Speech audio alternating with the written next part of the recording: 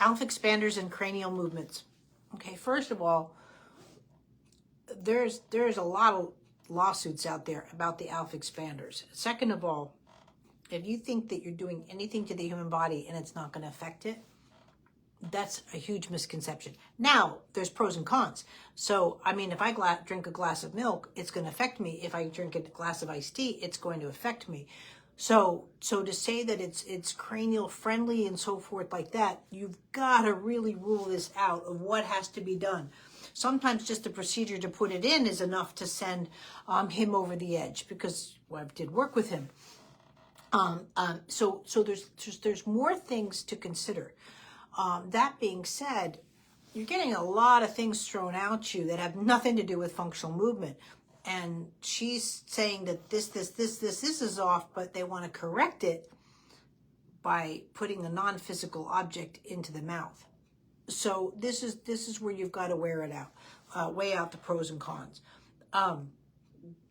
So because of the amount of lawsuits out there and what it's viewed as, and then the pain increase that it can cause in clients, that fact alone, I mean, I'm not here to recommend or not to recommend anything, but there's definitely stuff to look into, especially when most of the suits are from adults. It's something to consider that, kids can't self-manage or say what's going on. I mean, I'm going through that with my own son with everything with his sinuses. So again, something to weigh out. That being said, all these things that are off, from reflexes to C1, C2s, all this sort of stuff, I don't see any movement or discussion of functional movement being put into place with all of this. So just because, even with me, that if I do a spinal adjustment, my spine adjusts all the time. Me just going on weighted equipment, you know what I mean? I can feel my back adjust, crack, whatever you want to call it. But I'm really throwing in movements behind it. I'm actually a really big advocate of chiropractic care. As a matter of fact, I wanted a chiropractor in my office, but just like I wanted an HBOT, we get into liability and businesses, and so that just got blown out of the water. But do I believe that the chiropractic can do it without the movement? No.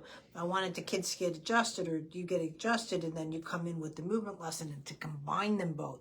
So now your back knows what to do with the new adjustment and so forth that is going on. So those are some things to consider.